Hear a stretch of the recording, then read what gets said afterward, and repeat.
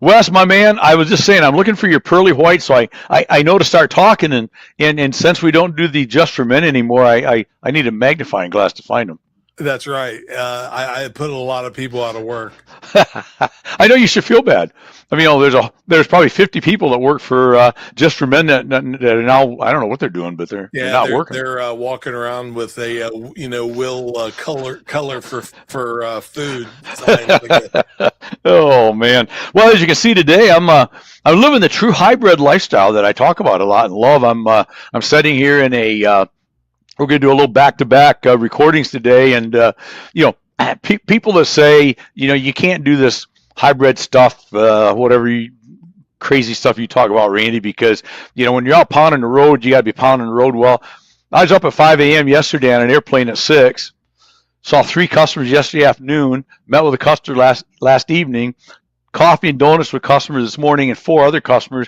And got back to my hotel room in time to do a couple podcasts. Then meet a customer for dinner tonight. So don't tell me you can't do it. How's that for a rant? I've been with you on many of that. I have taken a podcast from you in your car. You have. And many other places. So even though I'm your pal, and business partner, I will absolutely give my stamp of approval that you are the hybrid road warrior. My favorite one was when we did it, and then we'll get to Alan here. But favorite one was when we did one from a host hotel bar at a trade show. Nobody was in there yet. It was one of the side bars that hadn't opened till 4, and I just everything about that just seemed right to me. Yeah, put one of the little throw pillows up to set my computer on top of, and I looked about as unprofessional as you get. But yeah, my point is it can be done, right? It can be done, and the funny thing is, and then we'll get to Alan. People see you doing it, and yet when we go to these shows, there's a smattering of people doing it, and they're missing the boat. So that's okay, because there can be only one. You're like the Highlander. And hey, you know what?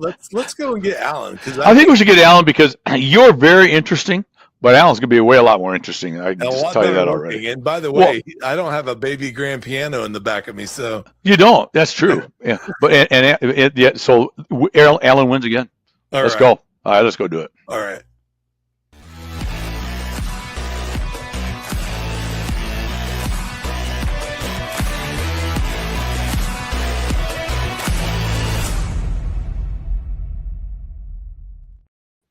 Alan, how you doing, my friend? I'm good, buddy. How you doing this afternoon? Man, I'll tell you what. It could. I'm not sure it could be better. Just out doing what I love and loving what I do, and I thought about when I walked in, probably to my hotel room, about 12 minutes before we jumped on to do this. Just out seeing customers and doing what you and I do, right? Is work with people in the metal roofing world, aluminum roofing world, and it's just great. It's just great to be doing what we do. So I appreciate you taking a few minutes out of your time. So why don't you introduce yourself and tell us a little bit about who you are and who Mid-South is, and what are we missing with the whole Mid-South world? My name is Alan Sallee Jr. I'm with a company called Mid-South Aluminum. We're a division of Kripke Enterprises. We specialize in selling painted aluminum coil into the building and construction market and also into the transportation market. We've been in business since 1993 and have seen a lot of things go on in the last 30 years. It's been a real fun ride. That's awesome. So you guys, you're headquartered out of Jackson, but or your plant is out of Jackson. The coil division is Jackson, but you're headquartered out of Toledo, Ohio. Is that correct? That is correct. That's correct. Got it. And I think it's interesting because a lot of my day-to-day dealings in the world is a little more in the steel part of the business. I mean, especially the component parts and that the metal roll formers use a little more so than in the aluminum. But let's talk about the similarities and differences and where aluminum fits into this world. Obviously, we know in the car world, but more for the construction world. For people that maybe aren't familiar, that aluminum's probably used a lot more than people think about sometimes in our construction world, right? I would agree. A lot of the products that we sell into, a lot of the markets, a lot of new construction type products, screen frames for your windows, gutters and downspouts for the house, trim coil. So a lot of the products that we sell go into new housing or remodeling. So there's a lot of opportunity there for us. We also sell a lot of material into the transportation industry, box trucks, cargo trailers. So there's different applications for aluminum that maybe steel wouldn't work for because of the weight. Aluminum is obviously a lot less per square foot, than steel is. So that gives us some advantages in different markets. Yeah, that makes a lot of sense, especially especially in the transportation world, right? Where pounds equal extrapolates at some point into fuel mileage and fuel efficiency and that kind of thing. So whether it's a trailer being hauled or the vehicle itself, right? It all comes into play. So I'm sure you can lighten that overall vehicle quite a bit if you can use aluminum versus steel. I'm guessing. That's correct. That's correct. So how about the construction world, which is where most of my people would probably be more interested in? Where do you find aluminum falling? Who's using it? Where are they using it? Where it's applicable? Because I'd love to have some of my folks go, maybe I should get a hold of these Mid-South guys because I hadn't thought about using aluminum in that application. Because like I said, a lot of my guys that I deal with on a regular basis, Alan, are our roll in the 26, 29 gauge, painted steel, whether different, profiles, but let's talk about aluminum specifically in the metal roofing, post frame, metal frame building world, construction world in general. Where do you see aluminum the most? Where's the big user? Or who's the big user? When you talk about metal roofing, aluminum is very popular in the coastal areas because of the corrosiveness of the salt air. So you see a lot of aluminum used in the coastal areas for aluminum roofing panels. We see more and more steel guys using more aluminum for some of their parts that go with the building, like the soffit and fascia. Also, new construction, there's a lot of aluminum that goes into a new house. Majority of the wood is wrapped in what we call trim coil. Also, screen frames for your windows, gutters and downspouts for the house, ridge vent. And then a lot of vents that sit on the roof are also stamped out of aluminum as well. So there's a lot of things that go into new construction that are produced from aluminum. Right. So are you seeing a lot of the same issues, or would you say that the the issues that the steel coil guys find worldwide, tariffs, supply demand issues, those kind of things. Does it follow aluminum pretty closely with steel, or do you see some differences there? And is there advantages that swing one way or the other sometimes, depending on world conditions? Well, right now, aluminum prices, as you know, are at an all-time high. Right. Since January of 2025, I think aluminum is up 30% from where we were in January 2025, maybe more than that. Also, the cost of aluminum is affecting a lot of supply chain issues. The increased inventory cost, credit exposure, and now people may be looking for alternative products because of the cost of aluminum. So we're struggling right now with keeping the product in front of people because people are starting to bulk. A lot of other things that we do are secondary products that people would buy from their house, like patio enclosures, things that go behind the house that, sheds, storage sheds. We sell a lot into that industry as well. But the cost of those things are now very high, and people are starting to look at those before they spend the money. So it's become a little bit of an issue. And aluminum has definitely gone up a lot quicker than steel, but that has been an issue here in the last year and a half. Sure, sure. So where's Mid-South fall into this whole game? Maybe a little bit more clarity it'd be fun to talk about Mid-South just a little bit for people all over the country, but maybe especially people in the North a little bit. Uh, you would be considered, I think, a coil supply house, for lack of a better term. You're importing some product, some domestic maybe, do slitting services, all the above, or do you specialize a little bit there? We specialize in building products, but we don't necessarily have our own equipment. We use a lot of tollers for our equipment. We put metal on the floor at the paint line, and we have programs set up with our customers, make it hold, consignment, just-in-time delivery. So there's a lot of things that we can do. We're a very small company. We can react quickly. I had the ability to make decisions and not go up the food chain too far. So we had the ability to react and bring on new accounts and help our accounts. With the cost of aluminum right now, a lot of guys are scared to bring on a lot of inventory. So we're doing a lot of painting of material and holding it until they need it. So Okay. we're absorbing some of that cost. So as Mid-South would shine, I would say we're small as far as administrative, but we have the ability to supply whatever anybody needs. Gotcha. Gotcha. And you would ship everything out of Jackson, I would assume, in the coil world at least, right?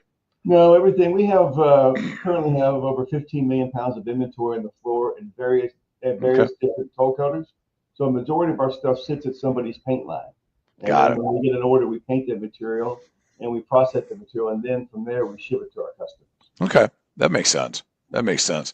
So you're doing much more than just paint and shipping coil. You're handling a lot of the logistic side of things, which and that's really important with the price increases and with just the way the market's been, the industry's been coming out of a relatively tough winter in the north.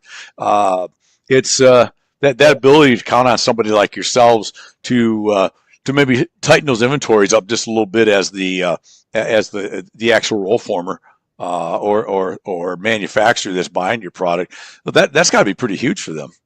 It is. It is. It helps them with their cash flow, and Right. with the price of aluminum right now, the credit limit.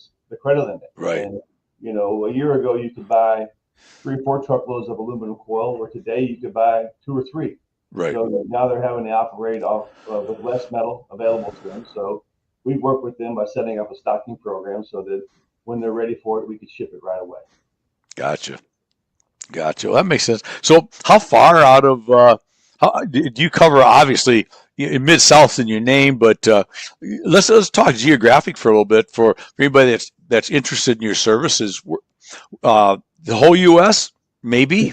We cover the whole U.S. We actually ship into Hawaii. So Okay. we ship to every U.S. state except for Alaska. I do not have any metal going into Alaska, but outside of that, we have a customer in every state here in the U.S. Oh, nice. Okay. So we Okay. do not do any export at this time. Just doesn't make sense for cost reasons. They can buy coil from other countries a lot less cheaper than they can buy from the U.S. Right. Right. Exactly. And that probably goes full circle at some point. Yes, yes. So unless the product's going But to be coming back into the U.S., we do sell some into Canada where they would make, different brackets and parts for the rainwear industry and then ship them back into the U.S. tariff free because it started with here in the U.S. U.S. port, so they're able to ship those back into the U.S.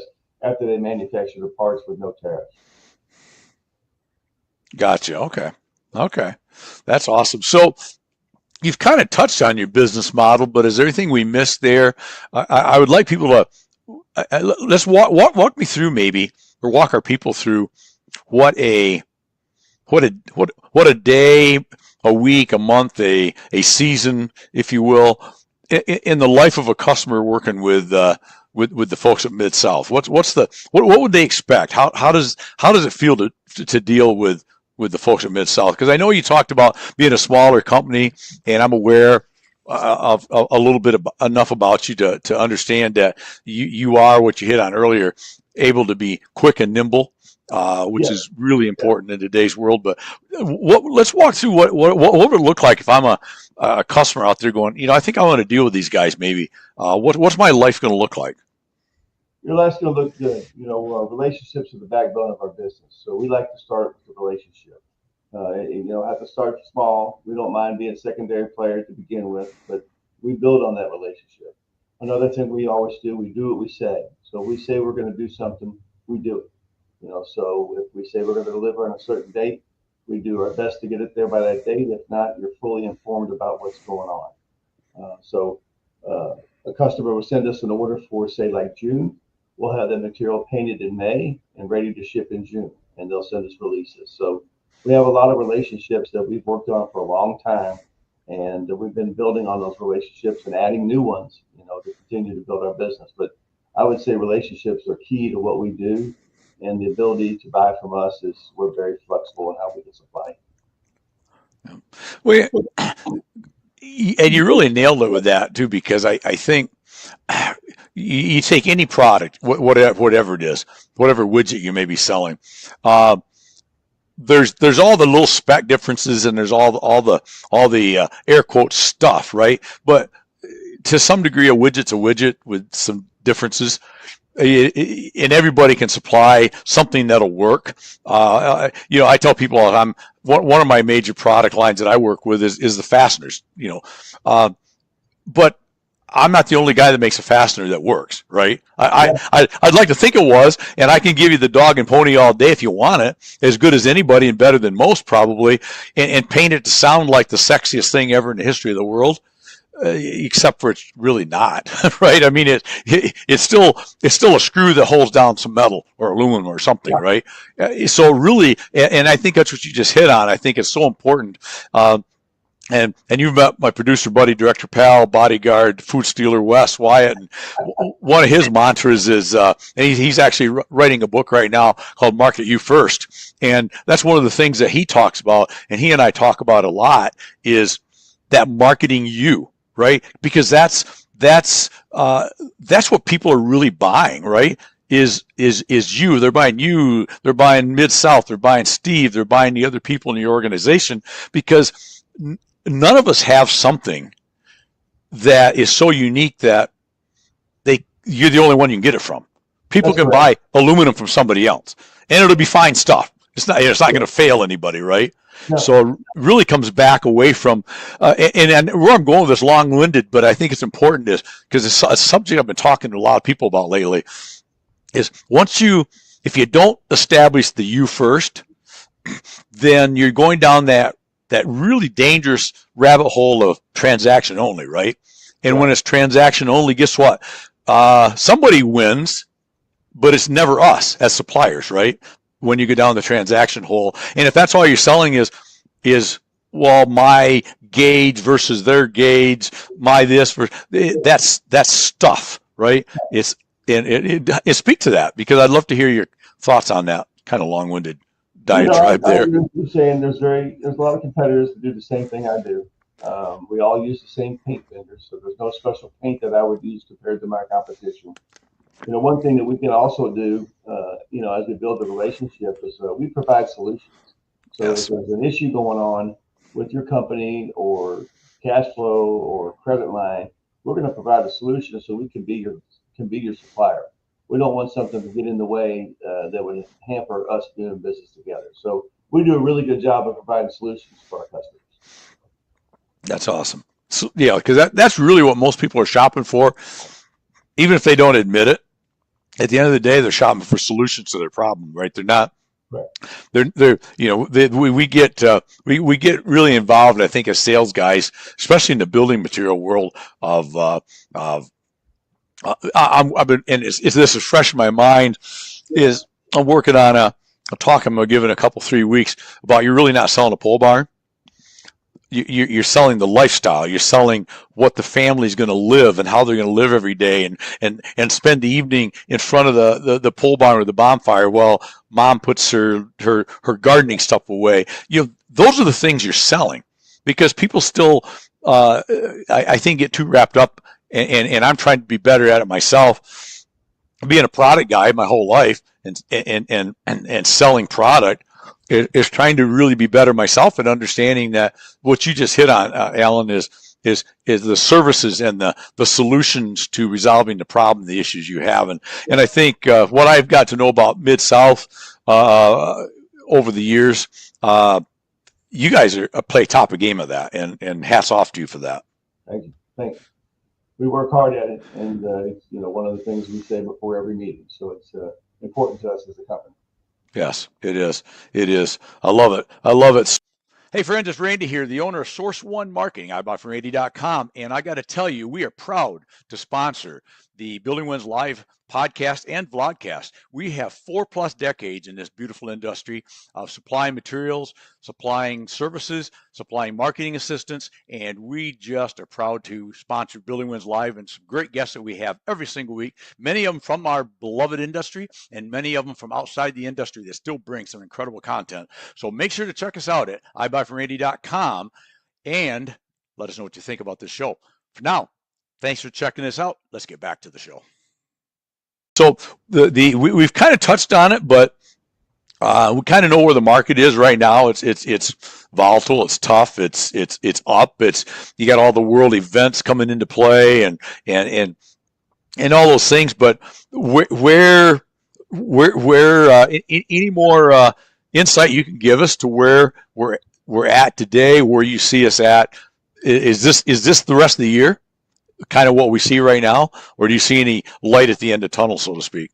I think there's going to be a correction once they settle the war. The war has caused a little bit of problems worldwide because, we had two facilities bombed over the Middle East, one in the UAE and one in Bahrain that, supply 9% of the world's prime. And that's what's really driving the Midwest premium and the Midwest and LME number.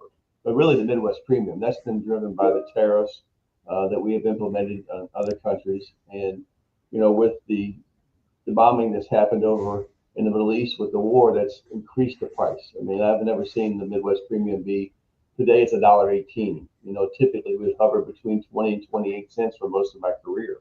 So the premium's up since last January, 350%. So I do see a correction in the marketplace. I don't think it's going to be a real big correction, but I do see a correction in the marketplace once the Middle East settles down.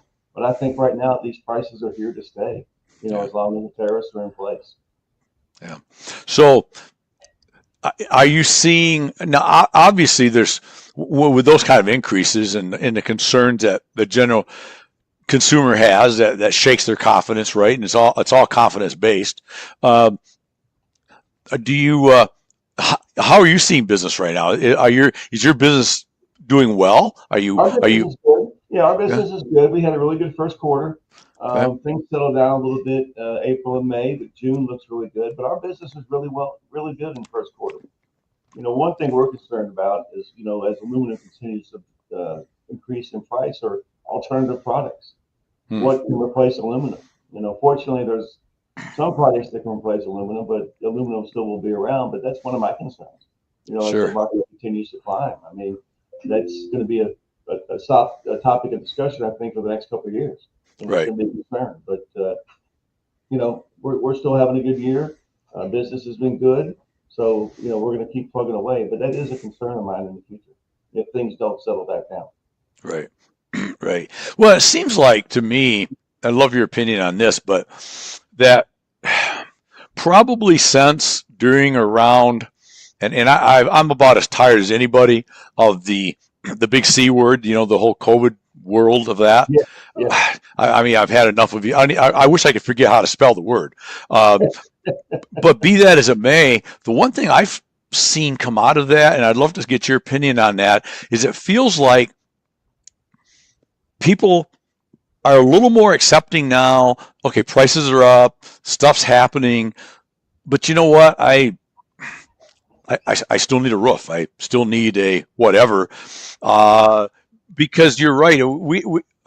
I saw it as a little bit of a tougher winter in the north, which is where most of my world is, because we had so much snow and so cold, but the demand's still there. Yeah. It would be one thing if there was no demand. That scares the hell out of you, right? Because you don't just turn that switch on overnight. The demand's there. It's just not now. Of course, you're rolling into the wet weather and the mud and the job sites and the issues. But we'll work through that. It's an every year thing. It's nothing unusual. But it seems like the confidence level is enough that there's going to be some people that just wait, some that just don't. But if I need a roof, I need a roof, or I want this and things are still kind of okay for me, I'm going to go ahead and do it. We've seemed to become a little more able to, I'm going to use this word, I think, let the water roll off the duck's back, so to speak. And, things are a little tough, but you know what? We got a war, but we've had wars before. Yeah. Me and Mary's going to put this roof on because we just need it and we want it. And so with that said, if you agree with that, and please don't agree with me if you don't want to, if I'm wrong, but if that's even somewhat correct, then that means that I think what you just kind of led into is once we see any correction, I feel like that's a bigger deal than it used to be, because that just furthers people that are slightly on the fence to going, okay, now I've seen a little. That's all I need is a little. I don't need to wait until, like you said, until Prime's back to 28 cents, which you may not live long enough to see that one, right? So, right? So at some point you just got to go, you know what? It is what it is. If I can afford it and I need it and I want it, I'm going to pull the trigger. Is any of that accurate, or am I off on how I see that? I think you're accurate, and I'm seeing some of the same things you just discussed. We were really hit hard too with the bad winters up in the Midwest and Northeast. We had 2 big ice storms come through the South. So that's what I'm attributing to our down market in April and May, because a lot of people loaded up with coil in the first quarter. We had a great first quarter. We were 120% of budget. But I do agree with you that people are going to continue to buy. And that's why I said that June looks good, because they need the product. They're still going to spend the money. And yes, people have become a little bit numb to the price because of COVID. And unfortunately, the higher prices, people have to have things. Now, you might have some big projects that are postponed until they think the market's going to settle down. But I do think businesses continue to be strong. Right. I do. I don't feel like I feel like I agree with what you said. Yeah, good. Yeah, that's always an interesting one to me, because we've become a more after the word is accepting, but coming out of that, it's almost a little bit like, hey, we survived that, and I just think we're just gonna move forward. I just think there's a move forward energy with people in general. Like you said, though, big projects. Hey, if you're talking a $1 million swing versus waiting a little bit for $1 million swing to go back to 600,000, that's just a good business decision, right? That doesn't mean you're not going to do it. We're just going to do it when the market makes a slight adjustment to benefit ourselves. That's a whole different story than we're just not going to build because life's going to suck for the rest forever now, right? And we've went through that. I remember nothing, which is a good thing. Nothing feels to me, and I was actively doing what I do right now out in the field, in 08, for example, which was this, destruction and despair, right? And the world's going to end and never be the same again, and life is over, right? I mean, it was people were. Yeah, I don't feel that at all. Do you? No, I don't. I don't feel that, and I don't see that. No, yeah. Not like 2008. I mean, the housing market really hurt my business, and that's when we diversified. We used to only be in building and construction products, gutters and downspouts, and then when 2008 hit, we had to diversify our business so that we could get into some other markets, because that market took a pretty big hit, but it rebounded. But I'm not seeing that type of market right now, not at all. Good. That's good. And the actual housing starts are pretty much level to where they were over the last couple of years. So the housing starts aren't down. So that's always a positive side. Exactly. Yeah. And so the balance of the year looks good. The balance and going into 27, I think it seems from my perspective like I think we're moving into a reasonably decent time. Earth shattering, record breaking, maybe not. But see, we also come back, and that's the hard thing too. And I don't know if you see this or want to speak to this, but we had some really skewed numbers coming out of the whole COVID world, right? Oh, yeah.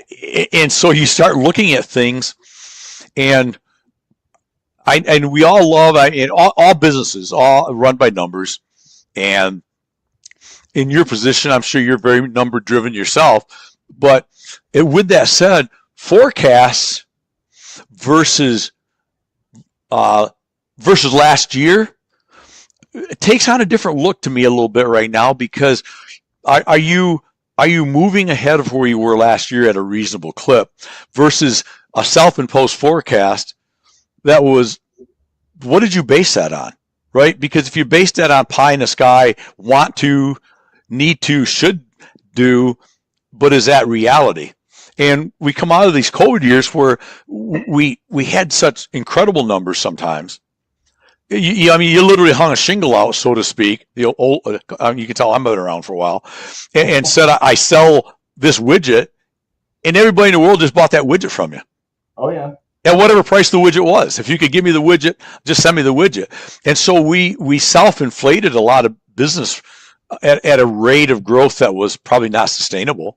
And now I think we sometimes look at that and go, geez, we're only running up.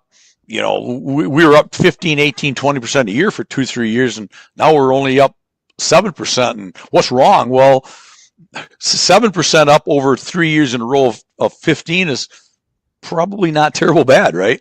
Not bad at all. Not bad at all. And I agree with what you said. Coming out of 21 and 22, we had our two best years, and going into 23, people asked me why I was forecasting such low numbers. I said because the last 2 years were you could sell anything you had. Everybody was buying everything they could.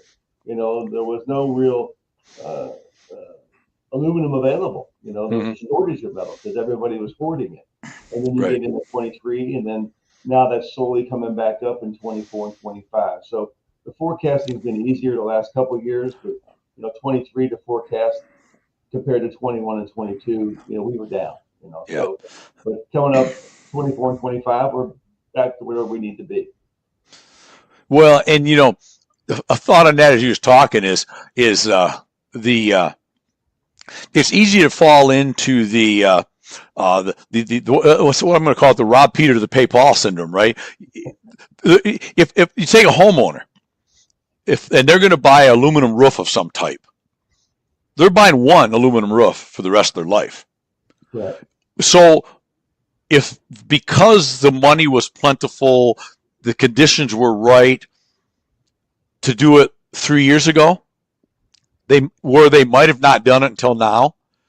They're not going to magically do that now because that's gone forever, probably in our lifetime, right?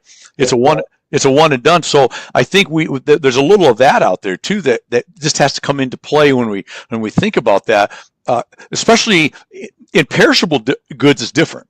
But when we're talking about large ticket items, long-term items, and you look at aluminum, I mean it's truly aluminum roofs for all practical purposes a one and done, right? So you bought one 5 years ago. You and I may stay doing this a long time. I mean, I love what I do and what I love, but I won't last long enough to see you put another aluminum roof on. That's correct. That's with the 40-year warranty. That is correct. Once it's done, it's done, and people aren't going to swap that out because of the price. It's just one and done. They're going to have to be stuck with the color they chose. Exactly. One that my son's in that world, and one of his statements that he loves, which I think is great. He's in the metal side of it rather than aluminum, but it's the same idea. He says this is the last roof you're ever going to buy, so choose your color carefully. and I love it because I think it just furthers that idea to the homeowner, right? That wow, that's right. I am paying a little bit more money for this. In his case, a metal roof, but I am getting a lifetime roof. Basically, I'm getting something that's going to last me forever. I guess I better make sure that I choose the color. So I just think it's a cool little play on words that brings that point home. But so. Well, Alan, I appreciate you. This has been very enlightening. I knew it would be. Like I said before, I've heard some good things about you. I want to make sure they're true, but you lived up to it, buddy. Well, thank you. Thank you very much. I appreciate you reaching out. And obviously, this is my very first podcast on the camera, so I'm very excited to do it. Well, you're an old pro already, buddy. I mean, I think we'll ask Wes after the show here, but we tell people there's only two ways that you get back on the show. One is you're just so incredibly good, and there was more stuff to talk about, or you just sucked so bad that we got to give you one last chance. and believe it or not, we've had both. But the reality is a great conversation, and someday, I'd like to leave this open, and someday I'll reach back out to you when things, maybe towards the end of the year, first part of next year. Let's get back on and chat some more about, see if anything we just talked about today ever was right. Maybe we're all wrong. Who knows, right? I'd be happy to do it. That'd be fun to do. So, one last thing before we get out of here. Wes turned me on to this one time. There's always the frequently asked questions, but he loves this should ask question. What is something that Alan just sets there, whether it's on something like this, with one of your sales team, with one of your customers, I don't know, it could be somebody at the local pub on a Saturday evening, about your world that you just wish people would ask, knowing what you know, but they never ask? What's a should ask question that people just don't ask, Alan? Well, I guess, a should ask question to me relating to the industry is, how I got to where I am today. I like to tell my story. Oh, let's do it. I got involved in this business working with my father, Alan Sallee Jr. He was with various different aluminum companies through his lifetime, and he got me into this business in 1993, and here I am today. So not a lot of people ask me how I got into the business, but I learned what I know from him, and I learned how to sell from him, and I learned how to manage from him. And we built this company together, and we've had a good time doing it. He's no longer involved in the business, but I always wish people would ask about it so that I can elaborate on that a little bit, because I'm very proud of where we are today. Well, and I'm glad we did that then, because that's a great story. And I guess I didn't know that myself. So, say I learned something.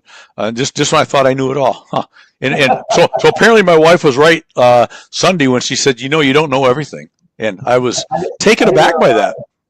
Yeah, I was really taken aback. I said, I think I'm going to have another Cabernet and think on this one for a minute, because I'm really not sure what to think about that. But I'm thinking surely I'm wrong, but apparently she's right.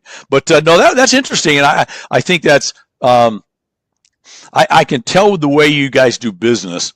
I've been around long enough that I can see you got that right mix of doing the big business stuff that needs to be done to be in this market, to buy right, take care of your customers. But the small business part of, I just want to be your partner. I want to take care of you. Because we forget, I think, and this is a pet peeve of mine, we forget, especially in the B2B world that we both work in, that people still, there's numbers count. Numbers are important. Never argue they're not. But still, to a large degree, people buy first on, do they know, like, trust, and feel safe with you? An old Ben Gayism. Do they just want to do business with you?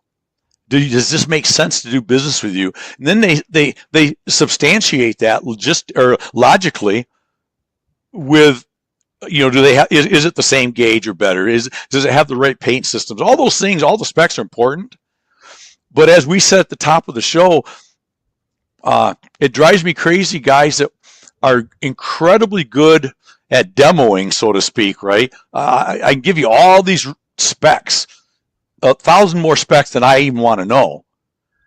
But I really want to know is, Alan, how are you going to take care of me and help me grow my business?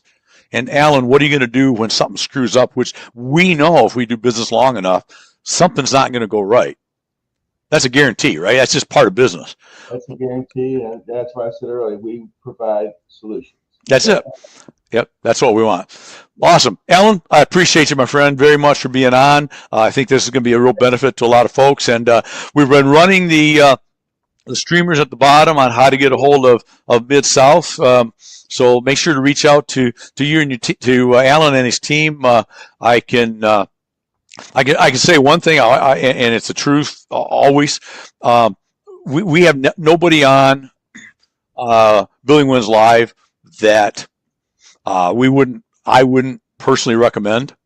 If somebody said, "Hey, I know you talked to that. I seen you talk to that Alan guy the other day from Mid-South." If I said, "Yeah, it's just somebody to get on," I mean, I don't know. I guess they're all right. Just be careful. I wouldn't have had you on. Yeah. I just don't do that. I'm only going to have people on that I say, yeah, absolutely. Get a hold of Alan, Steve, and the boys down there, because they're top notch. They play a top of game, and so I just appreciate you and appreciate what you do to the industry, my man. Well, thank you very much for having me on. I really enjoyed it. You got it. My pleasure. All right. Cheers, buddy. Bye. All right. There you go, folks. Alan with Mid-South Aluminum. Man, if that wasn't some good entertaining, I could have went on for another hour and a half. I just sat there looking at the clock thinking I need to be cognizant of Alan's time. But a world of knowledge, they do it right. And as I just said, I highly recommend them. So give them a call. Let them see what they can do for you. In the interim, sitting here in my hotel room, and I'm going to go do another one of these in about 20 minutes. Because why? Why? Because I love what I do and do what I love. You get it one go around, so I live it, love it, own it. And while you're at it, I need you to go make today your best day ever. Until tomorrow. Cheers, my friends.